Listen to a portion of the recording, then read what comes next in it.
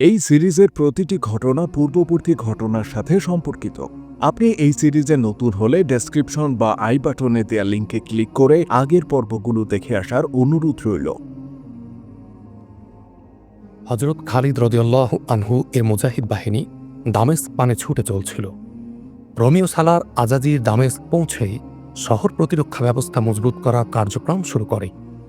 দামেস্ক শহর প্রাচীরে ৬টি দরজা ছিল। প্রত্যেক দরজার নাম ছিল ভিন্ন ভিন্ন। আজাজির দামেস্ক অবরোধ হতে রক্ষা করার এই ব্যবস্থা গ্রহণ করে যে বেশিরভাগ সৈন্য শহরের বাইরে রাখে, যাতে মুসলিম বাহিনী শহর পর্যন্ত পৌঁছাতেই না পারে।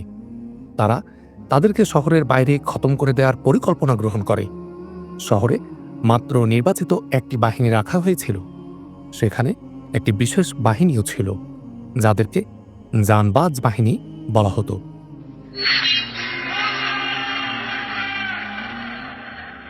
তারা ছিল অত্যন্ত দুর্ধর্ষ ও শক্তিধর। যে কোনো পরিস্থিতি মোকাবিলায় তারা ছিল সম্পূর্ণ সক্ষম এবং দক্ষ। বিশেষ প্রশিক্ষণে তাদের প্রশিক্ষিত করে তোলা হয়েছিল। ১০০ মাইল দৈর্ঘ্য এবং ৮৮০ বা ১১০০ গজ প্রস্থের দামেস্ক শহরের আবাদিতে এই সংবাদে বিরাট হইচই পড়ে গিয়েছিল যে মুসলিম বাহিনী শহর অবরোধ করতে ছুটে আসছে। এই সংবাদের পূর্বে মুসলমান বাহিনী এসে শহরে পৌঁছে গিয়েছিল। সালার শহরবাসীদেরকেও শহর প্রতিরক্ষার জন্য প্রস্তুত করছিল, কিন্তু শহরের লোকজন তাদের সহায়তা করছিল না। তারা নিজেদের ধন সম্পদ আর যুবতী কন্যাদের লুকাতে সর্বাত্মক তৎপর ছিল। কোনো কোনো পরিবার ও অভিভাবক তার পরিবারের সদস্যদের নিয়ে শহর ছেড়ে পালিয়ে যাওয়ার চেষ্টা করছিল, কিন্তু সেনারা তাদের প্রচেষ্টায় বাদ সাধছিল। তারা কাউকে শহর ত্যাগ করতে দেয় না। মুজাহিদ বাহিনী দামেস্ক শহরের কাছাকাছি চলে এসেছিল প্রায়। ইতোপূর্বে যেসব গোয়েন্দাদের দামেস্কে পাঠানো হয়েছিল, তারা পর্যায়ক্রমে মুসলিম বাহিনীর কাছে ফিরে এসে সংগৃহীত তথ্য ও রিপোর্ট পৌঁছে দিয়ে আবার গন্তব্যে চলে যাচ্ছিল। চলমান মুজাহিদের জজবা ছিল তুঙ্গে।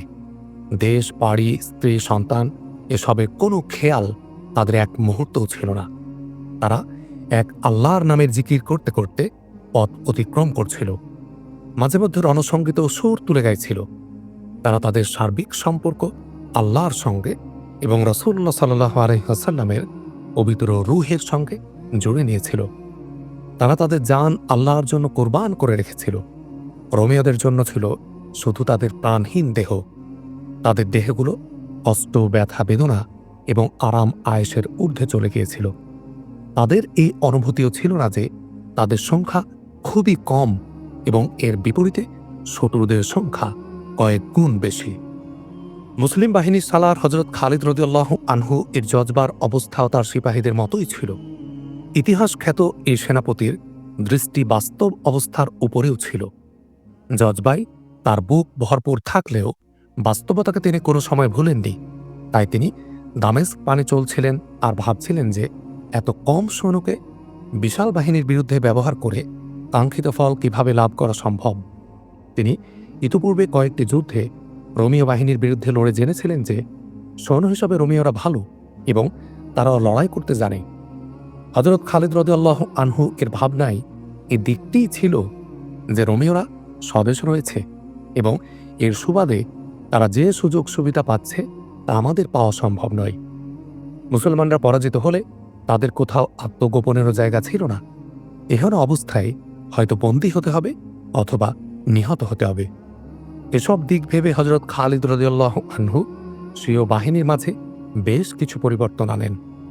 এর মধ্যে একটি হলো তিনি গোয়েন্দা ব্যবস্থাপনা এবং যোগাযোগ ব্যবস্থাকে উন্নততর করে তাকে গতিশীল করেন। অপর কয়েকটি পরিবর্তনের মধ্যে উল্লেখযোগ্য হল হযরত খালিদ রাদিয়াল্লাহু আনহু একটি অশ্ববাহিনী গড়ে তোলেন, যার সদস্য ছিল ৪,০০০ নির্বাচিত অশ্বারোহী। এই ইউনিট যেমনই গতিশীল তেমনি অপ্রতিরোধ্য ছিল। এ বিশেষ বাহিনী এক স্থান থেকে যুদ্ধ করত না, বরং চলতে চলতে হামলা করে উধাও হয়ে যেত। শত্রুকে অস্থির ও পেরেশান করে তুলত। শত্রুদেরকেও তারা ঘুরিয়ে ঘুরিয়ে লড়াই করাত। তাদেরকে এক স্থানে জমে লড়াই করতে দিত না। হযরত খালিদ রাদিয়াল্লাহু আনহু এই বাহিনীর কমান্ড নিজ হাতেই রেখেছিলেন। দামেস্ক সফরকালে এই বাহিনী মুসলিম বাহিনীর সর্বাগ্রে ছিল। সফরের চতুর্থ দিন চলছিল।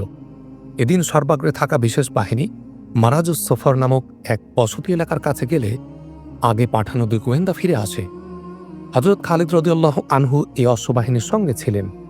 গোয়েন্দারা তাকে জানায় যে কিছু দূর সামনে একদল রোমীয় সৈন্য শিবির স্থাপন করে অবস্থানরত আছে।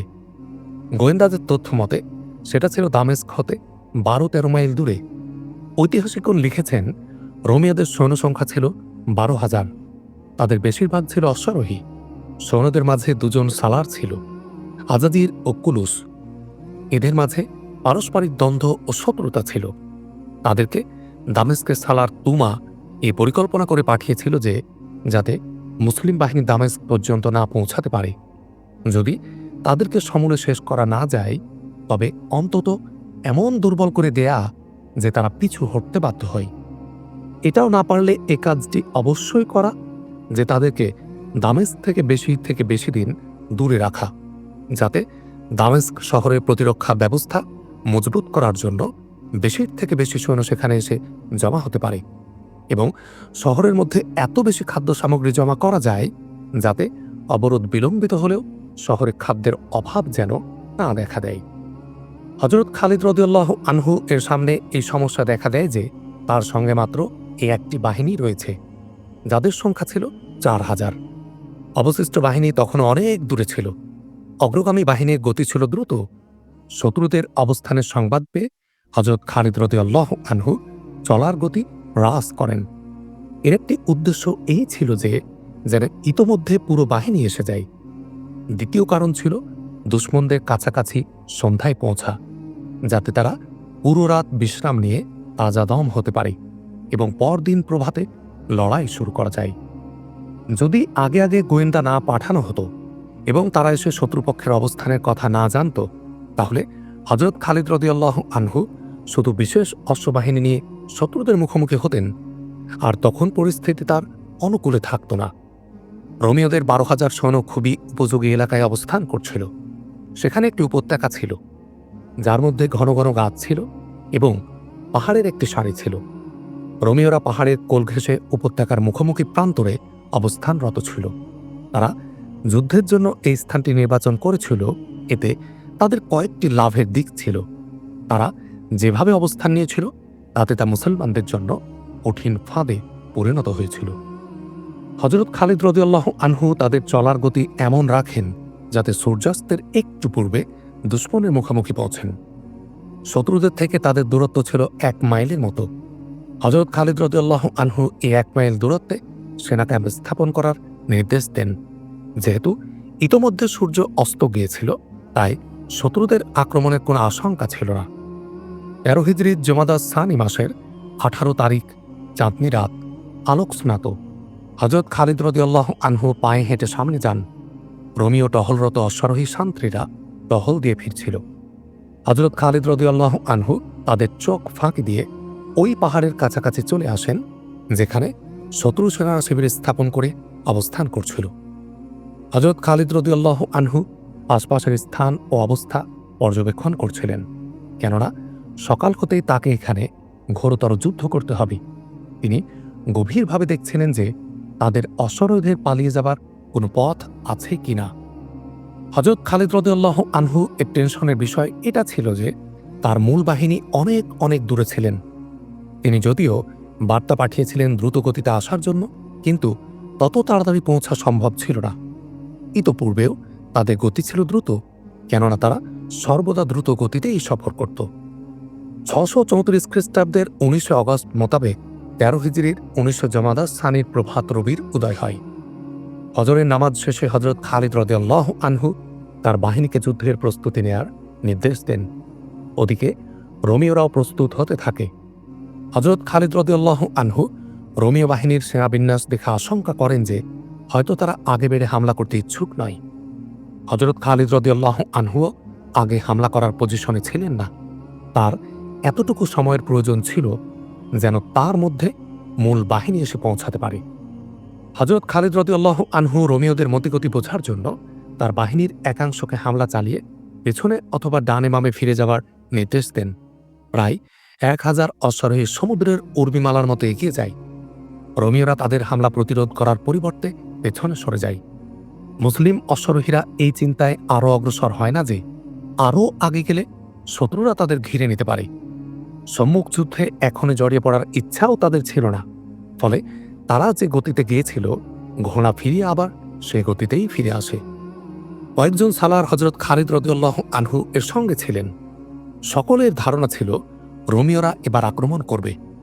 তাদের সৈন্য ছিল মুসলমানদের 3 গুণ, কিন্তু তারপরও তারা কোনো প্রতিক্রিয়া দেখায় না, জবাবি হামলা চালায় না। আল্লাহর কসম, রোমীয়দের মতিগতি ভিন্ন। হজরত খালিদ রাদিয়াল্লাহু আনহু তার সালারদের বলেন, তারা আমাদের সঙ্গে খেলতে চায় আর আমি স্বীয় বাহিনীর আশার অপেক্ষায় রয়েছি। তাদের সঙ্গে খেলব। ইবনে ওয়ালিদ সালার জাররার বিন আজওয়ার রাদিয়াল্লাহু আনহু বলেন, তারা লড়তে চায় না, তাদের ইচ্ছা আমাদের গতিরোধ করা। সম্ভবত তাদের জানা নেই যে আমাদের সৈন্যরা এখনও দূরে। হজরত খালিদ রাদিয়াল্লাহু আনহু বলেন, এটাও চিন্তা করুন ইবনে ওয়ালিদ। সালার সুরাহবিল রাদিয়াল্লাহু আনহু বলেন, এটা কি এ সতর্কতাও হতে পারে না যে আমাদের বাহিনী হয়তো অন্য কোনো দিক হতে এসে তাদের উপর চড়াও হবে?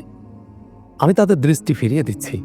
হজরত খালিদ রাদিয়াল্লাহু আনহু বলেন, রোমীয়দের দৃষ্টি ফেরানোর জন্য হজরত খালিদ রাদিয়াল্লাহু আনহু এই ব্যবস্থা নেন যে শত্রুদেরকে মল্লযুদ্ধে আহ্বান জানানো। পূর্বে বর্ণিত হয়েছে যে তৎযুগের নিয়ম ছিল দুপক্ষের ব্যাপক যুদ্ধের পূর্বে মল্লযুদ্ধ অনুষ্ঠিত হওয়া। এতে উভয় পক্ষের এক একজন যোদ্ধা ময়দানে এসে এসে অপরের সঙ্গে শক্তি পরীক্ষায় অবতীর্ণ হতো। হজরত খালিদ রাদিয়াল্লাহু আনহু, হজরত জাররার বিন আজওয়ার রাদিয়াল্লাহু আনহু, হজরত সুরাহবিল বিন হাসান রাদিয়াল্লাহু আনহু এবং আমিরুল মুমিনিন হজরত আবু বকর রাদিয়াল্লাহু আনহু এর পুত্র হজরত আব্দুর রহমানকে মল্লযুদ্ধ করতে আগে পাঠান। 3 জনই সালার ছিলেন। তারা উভয় ফৌজের মাঝে গিয়ে ঘোড়া দৌড়াতে থাকেন এবং শত্রুদেরকে মল্লযুদ্ধের জন্য আহ্বান জানান। তাদের জবাবে রোমীয় বাহিনী হতে 3 অশ্বারোহী আসে। তারাও সালার পদমর্যাদার ছিল। রোমীয়রা যুদ্ধবাজ জাতি। এ জাতি বহু প্রখ্যাত যোদ্ধাদের জন্ম দিয়েছে। হজরত খালিদ রাদিয়াল্লাহু আনহুর 3 সালারের সঙ্গে মল্লযুদ্ধ করতে আসা রোমীয় 3 জনই ছিল ভয়ঙ্কর যোদ্ধা। উন্মুক্ত প্রান্তরে লড়াই শুরু হয়। এটা ছিল 3 জোড়া ঘোড়ার যুদ্ধ। 3 জোড়া পৃথক পৃথক হয়ে যায়। ঘোড়া দৌড়াচ্ছিল, চক্কর দিয়ে ফিরছিল। বর্ষায় বর্ষায় সংঘর্ষ হচ্ছিল। উভয় বাহিনী হতে স্লোগান উচ্চারিত হচ্ছিল। ঘোড়ার পদাঘাতে উৎক্ষিপ্ত ধুলার রাশিতে ঘোড়াগুলো হারিয়ে যাচ্ছিল। অতঃপর একসময় ধুলার আবরণ ভেদ করে একটি ঘোড়া বাইরে বেরিয়ে আসে। তার আরোহী একদিকে ঝুলে পড়েছিল। ঘোড়া লাগামহীন হয়ে এদিক ওদিক দৌড়াচ্ছিল। সে ছিল এক রোমীয় সালার, যে মারাত্মক আহত হয়ে ঘোড়ার পিঠ থেকে পড়ে যাচ্ছিল। এ দৃশ্য দেখে রোমীয়দের সারি চিরে এক অশ্বারোহী দৌড়ে আসে এবং পতনোন্মুখ অশ্বারোহীর কাছে গিয়ে তাকে তুলে ঘোড়ার পিঠে বসিয়ে দেয়, কিন্তু ততক্ষণে সে মরে গিয়েছিল। একটু পরে আরেক রোমীয় অশ্বারোহী ভূপতিত হয়। এক সময় তৃতীয় রোমীয় সালারও ভূতলে লুটিয়ে পড়ে। রোমীয় 3 সালারই মারা যায়। হজরত জাররার বিন আজওয়ার রাদিয়াল্লাহু আনহু তার চিরায়ত নিয়মানুযায়ী যুদ্ধে নেমেই শিরস্ত্রাণ, বর্ম এবং জামা খুলে ছুঁড়ে ফেলেন। মল্লযুদ্ধ এক সময় শেষ হলে 3 সালার মরে ইতস্তত পড়েছিল। হজরত জাররার রাদিয়াল্লাহু আনহু, হজরত সুরাহবিল রাদিয়াল্লাহু আনহু এবং হজরত আব্দুর রহমান রাদিয়াল্লাহু আনহু রোমীয়দের প্রথম সারির কাছে গিয়ে ঘোড়া দৌড়াতে থাকেন এবং তাদেরকে শক্তি পরীক্ষা করার আহ্বান করছিলেন। রোমীয়রা, লাশগুলো উঠিয়ে নাও, সামনে আসো কাপুরুষেরা, আমরা রোমীয়দের যমদূত। রোমীয়রা, এ ভূপৃষ্ঠ তোমাদের জন্য সংকীর্ণ হয়ে গেছে। এদিকে মল্লযুদ্ধে নামা মুসলিম সালারদের বিজয়ে মুসলিম বাহিনীতে আনন্দের স্রোত বইতে থাকে। তারা থেকে থেকে এমন নারাধ্বনি ও স্লোগান দিচ্ছিল যে তাতে আকাশ বাতাস প্রকম্পিত হচ্ছিল। ইতোমধ্যে আরেক রোমীয় অশ্বারোহী ঘোড়া ছুটিয়ে ময়দানে আসে এবং সে তলোয়ার উঁচিয়ে ঘোড়াকে ছুটাতে থাকে। হজরত আব্দুর রহমান বিন আবু বকর রাদিয়াল্লাহু আনহু আগত এ রোমীয় পানে এগিয়ে গেলে হজরত জাররার রাদিয়াল্লাহু আনহু তার ঘোড়ায় পদাঘাত করেন এবং উচ্চ কণ্ঠে বলেন, আবু বকরের পুত্র পেছনে থাকুন, তাকে আমার জন্য ছেড়ে দিন। এ কথা বলেই হজরত জাররার রাদিয়াল্লাহু আনহু হজরত আব্দুর রহমানকে ছেড়ে সামনে এগিয়ে যান। রোমীয় সালার হজরত জাররার রাদিয়াল্লাহু আনহুকে আসতে দেখে ঘোড়া তার দিকে ঘুরিয়ে আনে, কিন্তু হজরত জাররার রাদিয়াল্লাহু আনহু তাকে ঘোড়া পরিপূর্ণ ঘোরাতে দেন না। ইতোমধ্যে তিনি তলোয়ারের অগ্রভাগ রোমীয় সালারের পার্শ্বদেশে বসিয়ে দেন, কিন্তু এত বেশি না যে সে আহত হয়ে পড়ে যায়। হযরত জাররাহ রাদিয়াল্লাহু আনহু তাকে মোকাবিলা করার সুযোগ দেন। সে মোকাবিলা করে, কিন্তু তার উৎসাহ ও প্রেরণা প্রথম আহত হওয়াতে খতম হয়ে গিয়েছিল। হযরত জাররাহ রাদিয়াল্লাহু আনহু তার সঙ্গে খেলতে থাকেন। শেষে এমন এক কোপ দেন যে এক কোপে সে দুভাগ হয়ে ভূতলে আছড়ে পড়ে। মদিনার এই 3 সালারের মোকাবিলায় আরও কয়েকজন রোমীয় সালার আসে এবং সবাই মারা যায়। হযরত জাররাহ রাদিয়াল্লাহু আনহু, হযরত সুরাবিল রাদিয়াল্লাহু আনহু এবং হযরত আব্দুর রহমান রাদিয়াল্লাহু আনহু শুধু এতটুকুই করেন না যে রোমীয়দের সৈন্যসারির প্রথম কাতারে গিয়ে ঘোড়া দৌড়াতেন এবং তাদেরকে যুদ্ধে নামার আহ্বান জানাতেন, বরং কোনো রোমীয় তাদের খোঁচা মারা আহ্বানের জবাব দিলে সে তাদের 3 জনের মধ্যে হতে যার সামনে পড়ত তিনি তাকে বর্ষা অথবা তলোয়ার দ্বারা শেষ করে দিতেন। এই প্রক্রিয়ায় তারা কয়েকজন রোমীয়কে আহত ও নিহত করেন। হযরত খালিদ রাদিয়াল্লাহু আনহু এতক্ষণ যাবৎ তামাশা দেখছিলেন। একসময় তিনি জজবায় ফেটে পড়েন। তিনি ঘোড়া ছুটিয়ে দেন এবং সামনে চলে আসেন। 3 জনে পেছনে সরে আসো। হযরত খালিদ রাদিয়াল্লাহু আনহু জলদগম্ভীর কণ্ঠে নির্দেশটি দেন এবং ময়দানে তার ঘোড়া ছুটাতে থাকেন। তার হাতে ছিল বর্ষা। ঐতিহাসিকগণ তার যুদ্ধ আহ্বানের কথাগুলো এভাবে লিখেছেন: আমি ইসলামের স্তম্ভ, আমি আল্লাহর রসূলের সাহাবী, আমি খালিদ বিন ওয়ালিদ, আমি মুসলিম বাহিনীর সিপাহসালার, আমার মোকাবিলায় রোমীয় বাহিনীর সিপাহসালার এসো। আল্লামা অকিদি এবং তাবারি রহমাতুল্লাহ আলাই লিখেছেন, রোমীয় সালার, আজাজির এবং কুলুসের মধ্যে টানাপোড়েন ছিল। যখন হযরত খালিদ রাদিয়াল্লাহু আনহু এ আহ্বান জানান যে তার মোকাবিলায় যেন সিপাহসালার আসে, তখন রোমীয় সালার আজাজির তার সাথে উলুসের দিকে আহ্বান জানান এবং তাকান আর বলেন, উলুস, নিজেকে নিজে সিপাহসালার মনে করো, আমি তার তুলনায় কিছুই নই। উলুস কথা শুনে চুপ থাকে, কিন্তু মোকাবিলা করার জন্য সামনে অগ্রসর হয় না। আমাদের সালার কুলুস ভয় পেয়েছে, আজাজির খোঁচা দিয়ে বলে। আজাজির কুলুসকে আরও অনেক খোঁচা মারা কথা বলে। উলুসের কিন্তু সালার তাকে খোঁচার পর খোঁচা দিয়ে চলছিল।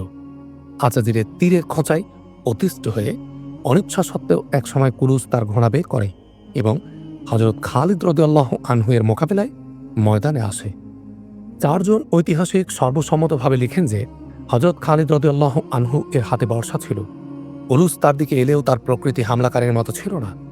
হযরত খালিদ রাদিয়াল্লাহু আনহুকে কিছু ইশারা দেয় যেন সে কিছু বলতে চায়, কিন্তু হযরত খালিদ রাদিয়াল্লাহু আনহু তার ইশারা আমলে নেন না, কেননা শত্রুর বন্ধুসুলভ ইশারাও অনেক সময় ধোঁকা হয়ে থাকে।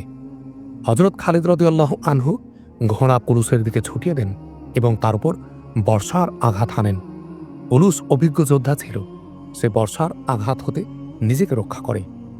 হযরত খালিদ রাদিয়াল্লাহু আনহু আবার সম্মুখে অগ্রসর হয়ে ঘোড়া ঘোরান এবং কুলুসের উপর দ্বিতীয় হামলা করার জন্য এগিয়ে যান। কুলুসের উপর আবার আক্রমণ চালান, কিন্তু কুলুস এবারও তার হামলা ব্যর্থ করে দেয়। হযরত খালিদ রাদিয়াল্লাহু আনহু তার বর্ষা ছুঁড়ে ফেলেন। কুলুস দেখে যে এবার হযরত খালিদ রাদিয়াল্লাহু আনহু খালি হাতে আসছেন। সে তলোয়ার দ্বারা আঘাত করে, কিন্তু হযরত খালিদ রাদিয়াল্লাহু আনহু এর ঘোড়া নিরাপদে সামনে এগিয়ে যায়, কিন্তু তিনি ঘোড়া বেশি দূর নিয়ে যান না। একটু এগিয়ে আবার পেছনে ঘোরান। ইতোমধ্যে কুলুসও ফিরে আসে। কুলুস ঘোড়া ছুটিয়ে দেয়। সে চাচ্ছিল ভালো পজিশনে এসে চরম আঘাত হানতে, কিন্তু হযরত খালিদ রাদিয়াল্লাহু আনহু পেছন হতে এসে তাকে মজবুতভাবে এঁটে ধরেন এবং ঘোড়া থেকে নিচে ফেলে দেন।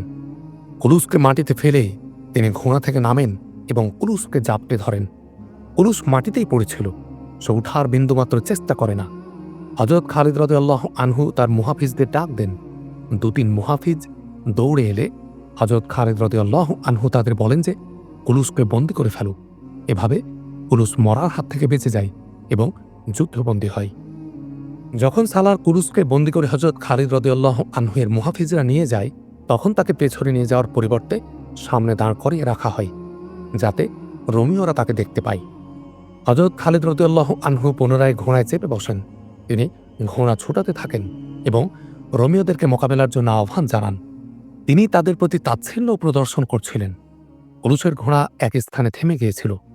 হযরত খালিদ রাদিয়াল্লাহু আনহু এর ইঙ্গিতে তার এক মুহাফিজ কুলুসের ঘোড়া আটক করে। হযরত খালিদ রাদিয়াল্লাহু আনহু এর আহ্বানের জবাবে এবার রোমীয় সালার আজাজির সামনে আসে। ওহ কুলুস! সালার আজাজির হযরত খালিদ রাদিয়াল্লাহু আনহুর আহ্বানের জবাবদানের পরিবর্তে তার সঙ্গী সালাহ কুলুসকে সম্বোধন করে খোঁচা দেয়।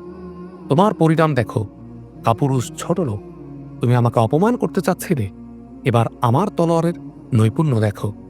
সে কথা বলে হযরত খালিদ রাদিয়াল্লাহু আনহুর প্রতি আক্রমণ করার পরিবর্তে স্বাভাবিকভাবে তার ঘোড়া হযরত খালিদ রাদিয়াল্লাহু আনহুর দিকে অগ্রসর করে এবং আক্রমণাত্মক কণ্ঠে বলে, আরব ভাই, আমি তোমার কাছে কিছু কথা জিজ্ঞাসা করব, কাছে এসো। এসো আল্লাহর দুশমন। হযরত খালিদ রাদিয়াল্লাহু আনহু তার খোঁচা অনুধাবন করে বলেন, আমি তোমার কাছে গেলে তোমার মাথা শরীরের সঙ্গে থাকবে না, তুমি এগিয়ে আসো। আজাজির তলোয়ার বের করে হযরত খালিদ রাদিয়াল্লাহু আনহুর পানে এগিয়ে যায়, কিন্তু সে হাসছিল, যেন হযরত খালিদ রাদিয়াল্লাহু আনহুকে পাত্তাই দিতে চায় না। সে হযরত খালিদ রাদিয়াল্লাহু আনহু এর অদূরে এসে থেমে যায়। আরব ভাই, আজাজির বলে, তোমাকে আমার মোকাবেলায় কে আসতে বলেছে? তোমার কি এই চিন্তা হয় না যে তুমি আমার হাতে মারা গেলে তোমার সঙ্গী সালাররা তোমাকে ব্যতীত কি করবে? হে আল্লাহর দুশমন রোমিও! হযরত খালিদ রাদিয়াল্লাহু আনহু বলেন, তুমি কি দেখোনি আমার সঙ্গীগণ কি করে দেখিয়েছেন? তারা যদি আমার অনুমতি পেত তাহলে তোমার সমস্ত বাহিনী ওইভাবে কেটে সাবার করে দিত, যেভাবে তোমার এ সাথীরা কেটে মরে পড়ে আছে। আমার সঙ্গীগণ আমাকে পরকালের উদ্দেশ্যে মহব্বত করে। এ জীবন এবং এ দুনিয়া তাদের কাছে কিছুই নয়। তুমি কে? আমি তোমাকে চিনি না। হে হতভাগা আরব! আজাজির হযরত খালিদ রাদিয়াল্লাহু আনহুর প্রতি তাচ্ছিল্য প্রদর্শন করে বলে, আমি এই দেশের প্রতাপশালী সালার, তোমার জন্য গজব স্বরূপ। আমি পারস্যদের হত্যাকারী, তুর্কি বাহিনীকে ধ্বংসকারী। আমি তোমার নাম জানতে চাচ্ছি।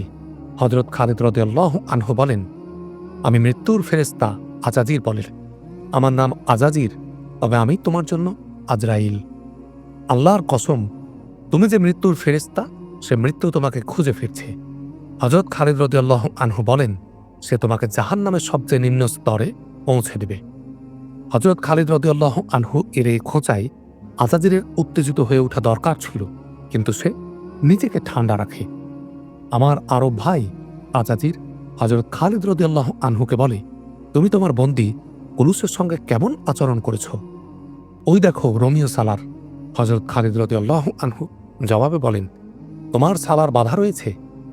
আজাজিরের কথার ধরন এবং কণ্ঠ আরো নম্র হয়ে যায়। তাকে তোমার হত্যা না করার কারণ কি? আজাজির বলে, তুমি জানো না যে রোমিওদের মধ্যে সবচেয়ে বেশি ধূর্ত ও শয়তান হলো কুলুস? তুমি তাকে হত্যা করছো না কেন? কোনো কারণ নেই। হযরত খালিদ রাদিয়াল্লাহু আনহু বলেন, শুধু এই ইচ্ছায় যে তোমাদের দুজনকে একত্রে হত্যা করব। এই দুই সালারের পারস্পরিক শত্রুতা এত বেশি ছিল যে হযরত খালিদ রাদিয়াল্লাহু আনহুর কোনো কথায় উত্তেজিত হচ্ছিল না। আমার একটি কথা মন দিয়ে শোনো আরব সালার, আজাজির মিত্রতামূলক কণ্ঠে বলে, যদি তুমি আমার সামনে কুলুসকে হত্যা করো তাহলে আমি তোমাকে 1000 দিনার, 10টি রেশমি জুব্বা এবং উন্নত জাতের 5টি ঘোড়া দেব। হে রোমের প্রতাপশালী সালার, হযরত খালিদ রাদিয়াল্লাহু আনহু বলেন, এগুলো তো তুমি কুলুসের হত্যার বদলে দিলে। এর আগে বলো, আমার হাত হতে বাঁচতে তুমি আমাকে কি দেবে? তোমার জীবনের মূল্য বলো। তুমিই বলো। আজাজির বলে, কি নিবে? জিজিয়া। হযরত খালিদ রাদিয়াল্লাহু আনহু বলেন, এটা না দিতে চাইলে ইসলাম কবুল করো। এবার আজাজির উত্তেজিত হয়ে ওঠে। আয় আরবের বদ্দু, আজাজির বলে, এবার আমার ধার দেখ। আমি সম্মানের দিকে যেতে চাই আর তুই অপমানের দিকে যেতে চাস? আয়, এখন নিজেকে আমার হাতে কতল হওয়া থেকে বাঁচা। আজাজির নাঙ্গা তলোয়ার শূন্যে নাচিয়ে নাচিয়ে হযরত খালিদ রাদিয়াল্লাহু আনহুর প্রতি আক্রমণ করার জন্য ঘোড়া ছুটিয়ে দেয়। হযরত খালিদ রাদিয়াল্লাহু আনহু দ্রুত গতিতে অগ্রসর হন এবং ঘোড়া ছুটিয়ে দেন। আজাজির তার নিকটেই ছিল। হযরত খালিদ রাদিয়াল্লাহু আনহু তলোয়ার উঁচিয়ে আক্রমণ করলে আজাজির স্বচ্ছন্দে একদিকে সরে গিয়ে সে আক্রমণ ব্যর্থ করে দেয়। এরপর হযরত খালিদ রাদিয়াল্লাহু আনহু প্রান্ত বদল করে করে আক্রমণ করতে থাকেন, কিন্তু রোমিও সালার আজাজির অত্যন্ত দক্ষতার সঙ্গে প্রতিটি আক্রমণ ব্যর্থ করে দিতে থাকে। কিছু আক্রমণ সে তলোয়ারের মাধ্যমেই ফিরিয়ে দেয়। ঐতিহাসিক অকিদি তজ্জুগের তথ্যসূত্রে হযরত খালিদ রাদিয়াল্লাহু আনহু এবং আজাজিরের মোকাবিলায় বিস্তারিত বিবরণ প্রদান করেছেন। আজাজির আক্রমণ প্রতিহত করছিল, শুধু আক্রমণ করছিল না। রোমীয় বাহিনী তো আজাজিরের নৈপুণ্য আনন্দ প্রকাশ করছিল, এমনকি মুসলমানও তার বীরত্বের প্রশংসা করে। হযরত খালিদ রাদিয়াল্লাহু আনহু এক সময় আক্রমণ করা বাদ দেন। এসো আরব সালার। আজাজির বলে, আমি কি তোমাকে কতল করতে পারতাম না? আমি তোমাকে জীবিত ধরব এবং তোমাকে এই শর্ত মানাবো যে তুমি যেদিক হতে এসেছো সেদিকে স্বীয় বাহিনী নিয়ে চলে যাবে। আল্লাহর কসম, এবার তুমি আমার হাতে জীবিত গ্রেফতার হবে। হযরত খালিদ রাদিয়াল্লাহু আনহু উত্তেজিত হয়ে বলেন এবং তার উপর ঝাঁপিয়ে পড়েন। আজাদি দ্রুত ঘোড়া ঘুরায় এবং পালিয়ে যায়। হযরত খালিদ রাদিয়াল্লাহু আনহু তার পশ্চাতে ঘোড়া দৌড়ান। আজাদির ঘোড়ার গতি আরও বাড়িয়ে দেয়। উভয় বাহিনীর মাঝে ঘোড়া দৌড়াতে থাকে। এবার মুসলিম বাহিনী নারাধ্বনি দেয়। হযরত খালিদ রাদিয়াল্লাহু আনহু আজাদিরের পশ্চাতে লেগে থাকেন।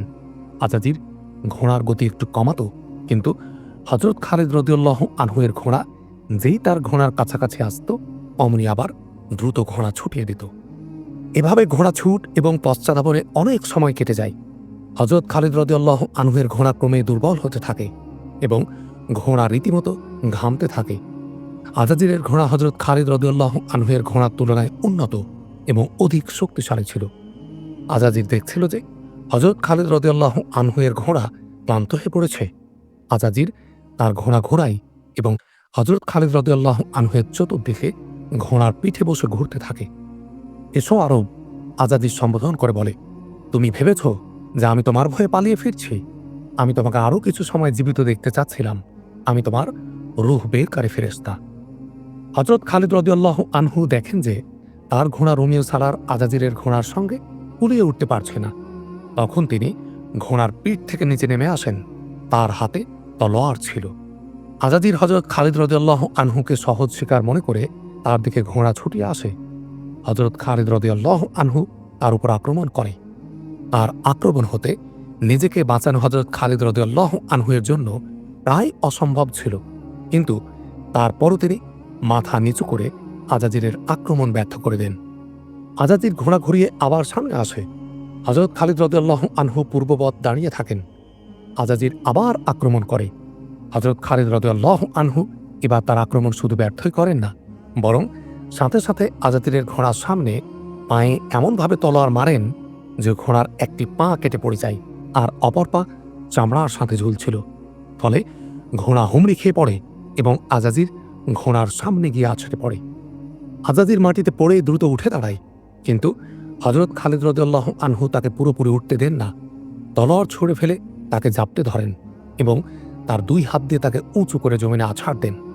আবার তাকে ধরে পূর্বের চেয়েও বেশি জোরে আছাড় দেন।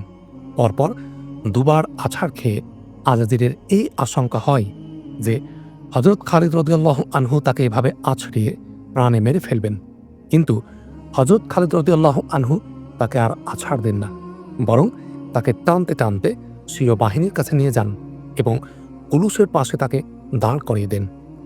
এই নাও। হযরত খালিদ রাদিয়াল্লাহু আনহু তাকে বলেন, তোমার বন্ধু কুলুসের সঙ্গে সাক্ষাৎ করো। হযরত খালিদ রাদিয়াল্লাহু আনহু এর নির্দেশ দেন এবং আজাজিরকেও বেঁধে ফেলা হয়।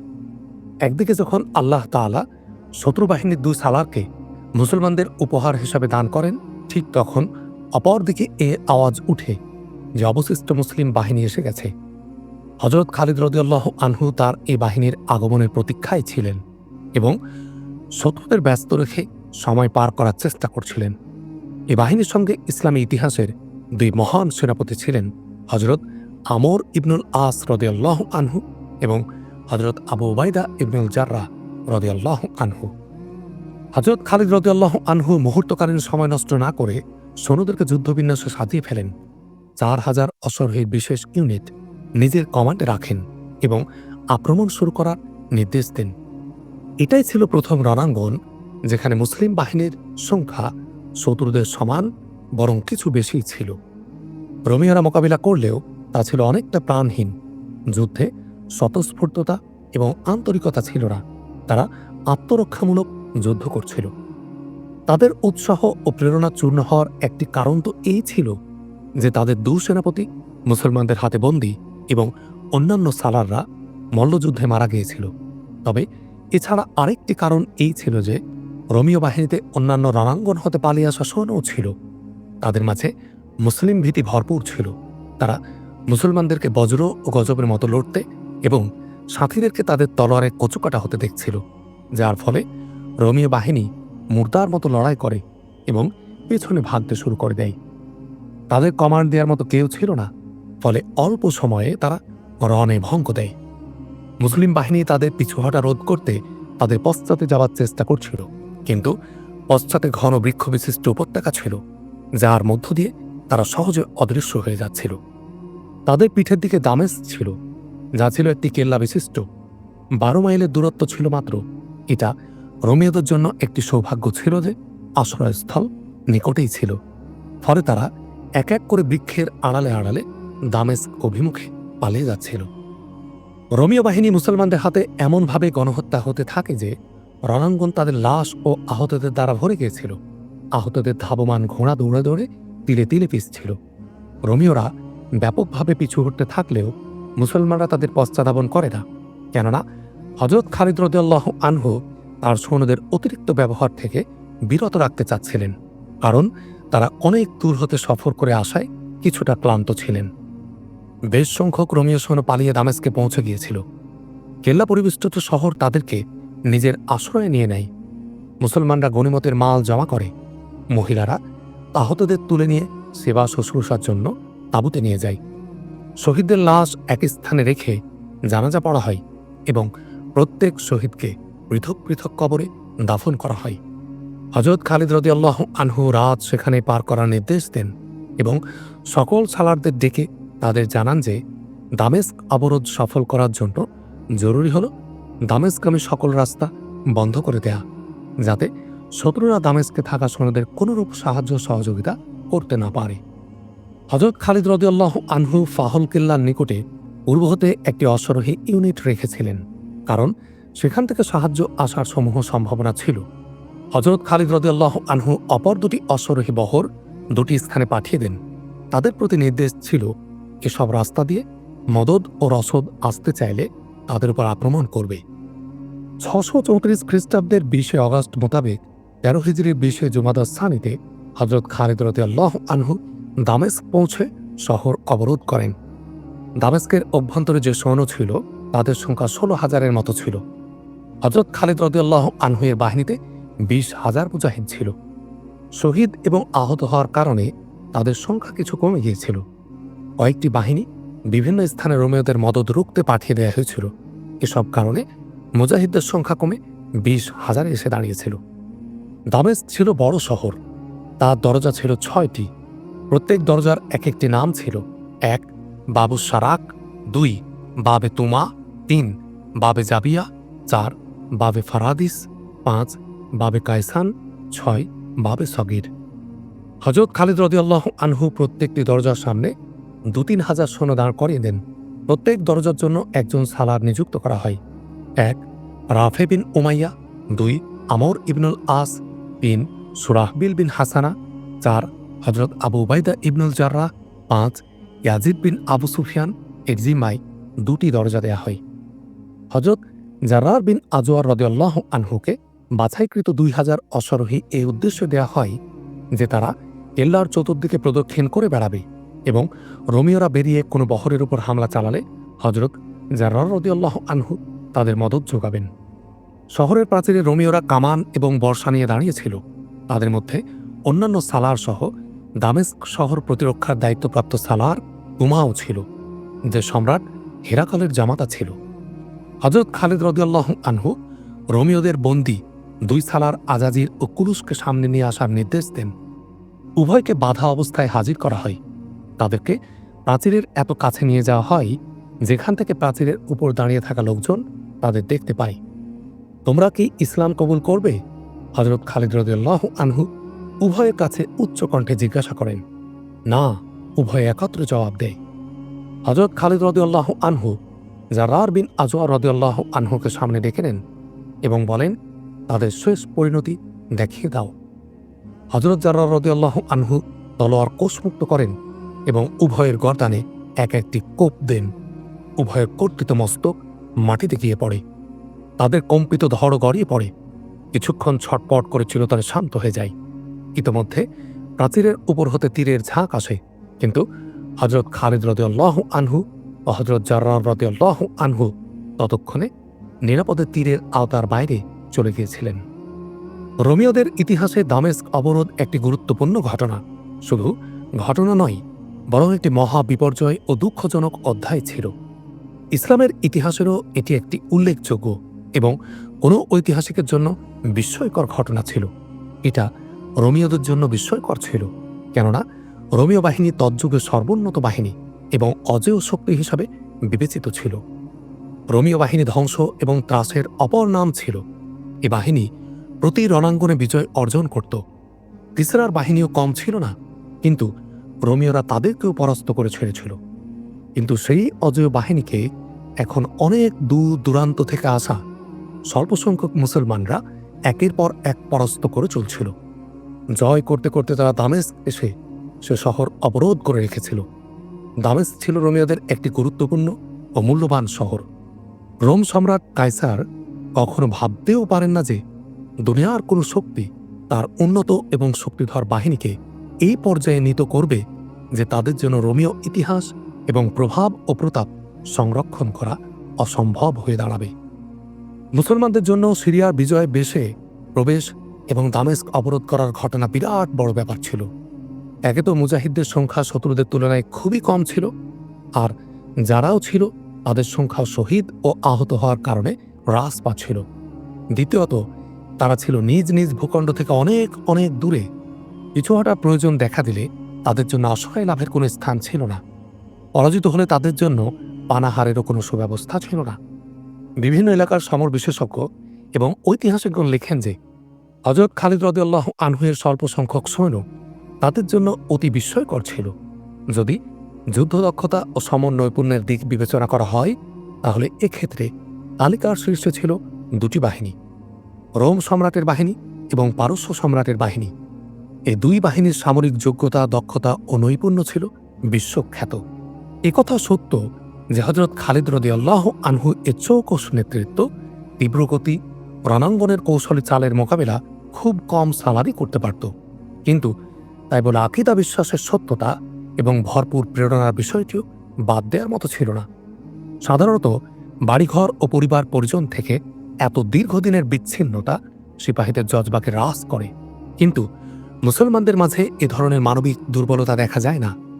এ অবস্থাকে সমর বিশেষজ্ঞগণ আকীদা বিশ্বাস এবং জজবা ও প্রেরণার কারিশমা ও ফল বলে আখ্যায়িত করেছেন। আমার প্রিয় বন্ধুগণ, হযরত খালিদ রাদিয়াল্লাহু আনহু তার সালারদের দামেস্ক শহরের উপকণ্ঠের কথা বলছিলেন। ভেবে দেখো, আমরা কোথায় ছিলাম এবং এখন কোথায় আছি। তবে কি কাফেরেরা এখনো এক আল্লাহকে মানবে না? এবং তারা এটা মানবে না যে আল্লাহ তাআলা আমাদের গোত্রে রিসালাত দান করেছেন, যা ধ্রুব সত্য এবং তা অস্বীকার করার কোনো দলিল নেই? আর তোমরা কি আল্লাহর শুকর আদায় করবে না, যিনি তোমাদেরকে একটি শক্তিশালী বাহিনীর বিরুদ্ধে বিজয়ী করেছেন? তার রহমতের কোনো শেষ নেই, কিন্তু এর জন্য জরুরি হল আল্লাহর রজ্জু মজবুতভাবে আঁকড়ে ধরা। অবশ্যই অবশ্যই সম্মিলিত আওয়াজ ওঠে।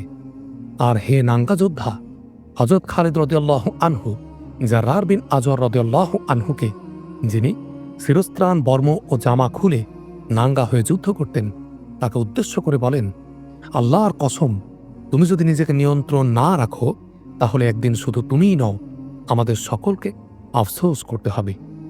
অলিদের পুত্র হযরত জাররার রাদিয়াল্লাহু আনহু বলেন, দ্বীনের দুশমনদের বিরুদ্ধে নিজেকে নিয়ন্ত্রণ করতে পারি না, কিন্তু তাই বলে এটা আমি সব সময় মাথায় রাখি যে আপনার প্রত্যেকটি নির্দেশ পালন করা আমার উপর ফরজ। হযরত জাররার রাদিয়াল্লাহু আনহু এর বলার ধরন এত সুন্দর ছিল যে সকলেই তার কথায় হেসে দেয়। হযরত খালিদ রাদিয়াল্লাহু আনহু এর ঠোঁটে হৃদয় কাড়া মুচকি হাসি ছিল। তিনি যখন এমন হাসি হাসতেন তা চমৎকার দেখাত। ইনতাকিয়া শহরে কোনো হাসি ছিল না, পরিস্থিতি ছিল থমথমে। বর্তমানে এ শহরকে রোম সম্রাট হেরাকেল তার জঙ্গি হেডকোয়ার্টার বানিয়ে নিয়েছিল। এখান থেকে প্রতিদিন তিনি যে খবর পাচ্ছিলেন, তাতে তার অবস্থা মাদাইনের সম্রাট উর্দুসেনের মতো হয়ে গেছিল। বারবার পরাজয়ের খবর শুনে শুনে তিনি অর্ধমৃত হয়ে গেছিলেন। একের পর এক পরাজয়ের আঘাত তাকে শয্যাশায়ী করে দিয়েছিল। তিনি শয্যায় মৃতবৎ পড়েছিলেন। মার্জে সুফরের পরাজয় হেরাকালকে দেউলিয়া করে দিয়েছিল। এরপর তার কাছে তার সালারদের একে একে মৃত্যু খবর বারবার আসছিল। আজাজির জীবিত? হেরাকেল বড়ই উল্লসিত কণ্ঠে বলেন, পুলিশও আছে। এই 2 বাঘ আরব ডাকুদের দামেস্ক পর্যন্ত পৌঁছে দিবে না। আমার বাঘ তাদের খেয়ে ফেলবেন। মহামান্য সম্রাট, রণাঙ্গন হতে আগত দূত বলে তারা দুজন জীবিত নেই। তুমি কি আমাকে এই মিথ্যা স্বীকার করে নিতে বলছো? হেরাকাল ভয়ঙ্কর কণ্ঠে বলে, মৃত্যুর শাস্তি কত কঠোর তুমি জানো না? সবকিছু জেনেই এ খবর শোনাচ্ছি মহামান্য সম্রাট, দূত বলে। মুসলমানরা তাদের দুজনকে জীবন্ত গ্রেফতার করেছিল। তারপর তাদেরকে দামেস্কের কেল্লার কাছাকাছি নিয়ে এসে একসঙ্গে হত্যা করেছে। আর আমার কন্যার স্বামীর কি খবর? হেরাকাল তার জামাতা সালার তুমার ব্যাপারে দূতকে জিজ্ঞাসা করেন। সালার তুমা দামেস্ক শহরের অভ্যন্তরে আছেন, দূত জবাবে বলে, এবং তিনি অবরোধ ভেঙে ফেলার চেষ্টা করছেন। দামেস্কের অবরোধ আমরা ভেঙে ফেলব, সম্রাট হেরাকেল বলেন। হেরাকেল ইন্তাকিয়া শহরে এই জন্য প্রতিরক্ষা ঘাঁটি গেড়েছিলেন যে প্রয়োজনীয় সৈন্য প্রস্তুত করে যেখানে যেখানে মদদ লাগে সেখানে যেন পৌঁছাতে পারেন। তিনি ইতোপূর্বে সেনাবাহিনীতে সৈন্য ভর্তি করা শুরু করেছিলেন। গির্জায় গির্জায় পাদ্রীরা শুধু এই বিষয়ে বক্তৃতা করতেন যে সেনাবাহিনীতে ভর্তি হওয়া অতি জরুরি। তারা এভাবে মানুষদের উদ্বুদ্ধ করতেন যে ফৌজে নাম না লিখালে খ্রিস্ট ধর্ম বিলুপ্ত হয়ে যাবে। এর পাশাপাশি তারা মানুষকে ইসলাম সম্পর্কে ভীত সন্ত্রস্ত করে তুলতেন। হযরত খালিদ রাদিয়াল্লাহু আনহু যখন দামেস্ক অগ্রসর হচ্ছিলেন, তখন হেরাকেল ঘোষণা করেছিলেন যে ফৌজ তৈরি হয়েছে, দিক নির্দেশনা দেওয়ার জন্য তাদেরকে যেন আমার সামনে উপস্থিত করা হয়।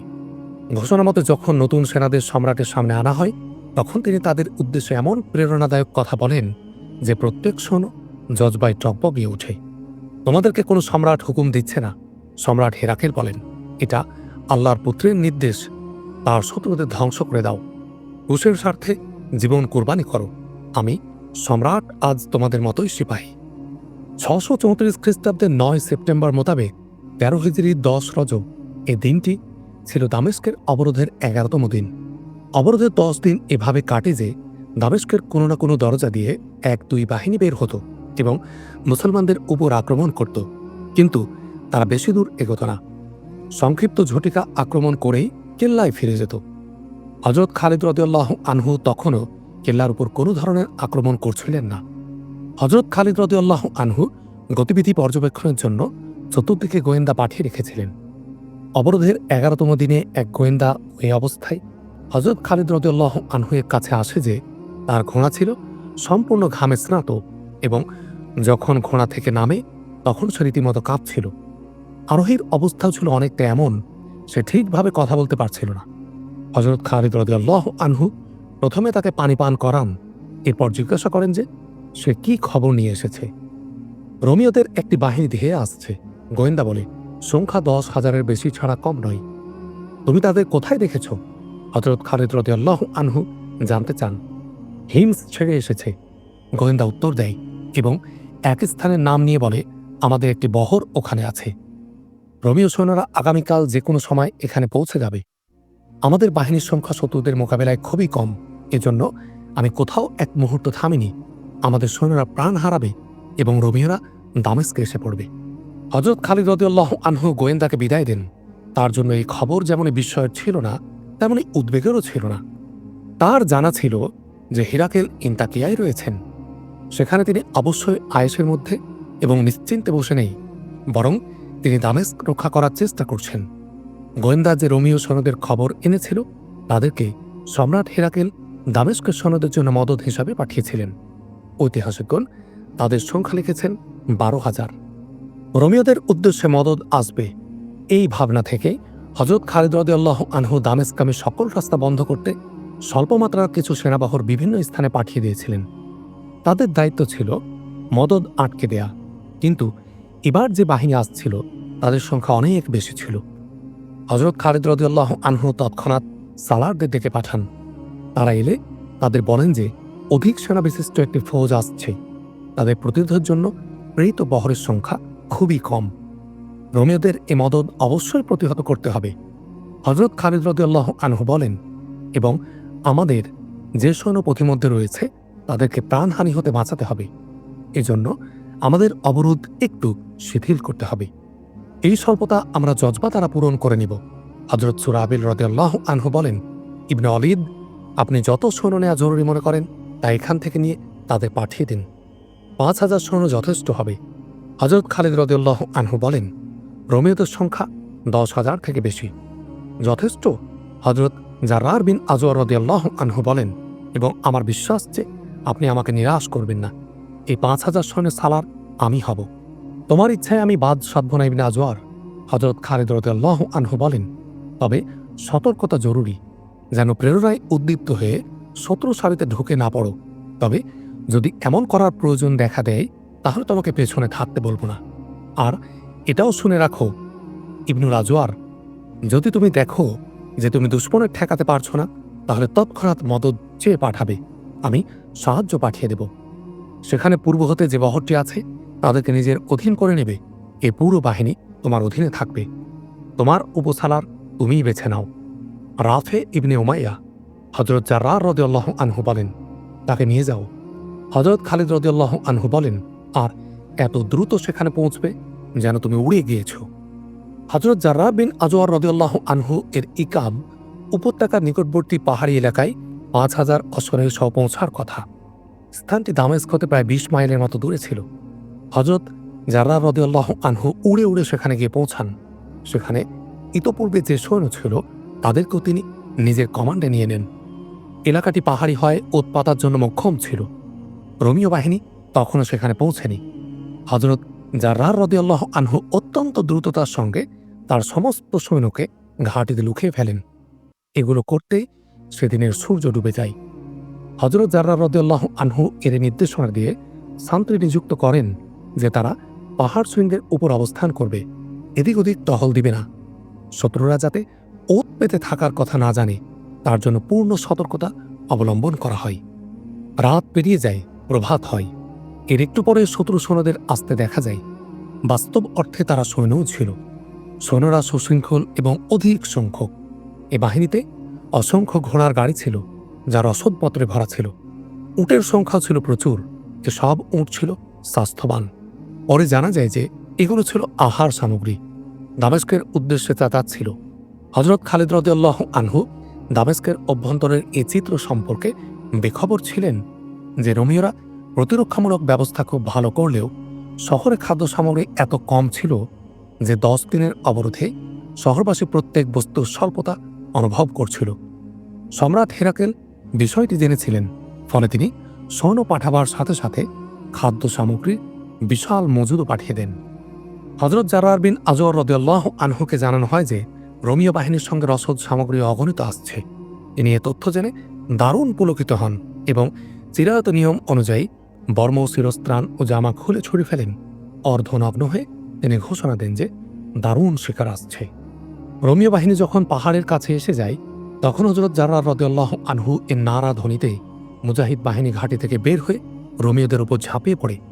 স্বাভাবিক তো এটাই ছিল যে রোমীয়রা আকস্মিক এই হামলায় ঘাবড়ে যাবে, ভীত হয়ে পলায়ন করবে, কিন্তু তাদের প্রতিক্রিয়া মোটেও তেমন ছিল না। তারা এই চাল চালে যে আক্রমণের মুখে পিছু হটতে থাকে এবং ইকাব উপত্যকার নিকটে ওই স্থানে গিয়ে থামে, যা সমতল ভূমি ছিল এবং পাহাড়ের উচ্চতর স্থানও ছিল। তারা বাধা পেয়ে আহার সামগ্রীর গাড়ি পেছনে পাঠিয়ে দেয় এবং পেছনের ফৌজ সামনে চলে আসে। তাদের সংখ্যা মুসলমানদের দ্বিগুণ ছিল। তাদের ধরন প্রকৃতি হতে স্পষ্ট প্রতিভাত হচ্ছিল যে মুসলিম বাহিনীর এ হামলা তাদের অপ্রত্যাশিত ছিল না। তারা এর জন্য প্রস্তুত ছিল। তারা আকস্মিক হামলা সামলে নিয়েছিল।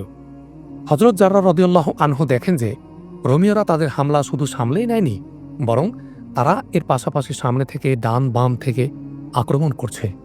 মুসলমানদের উৎসাহ উদ্দীপনাও কম ছিল না, কিন্তু রোমীয়রা যেভাবে সুশৃঙ্খলভাবে লড়ছে তাতে এই আশঙ্কা দেখা দেয় যে এভাবে যুদ্ধ চলতে থাকলে এক সময় মুসলমানদের তাড়িয়ে ও হত্যা করে তারা সামনে অগ্রসর হবে।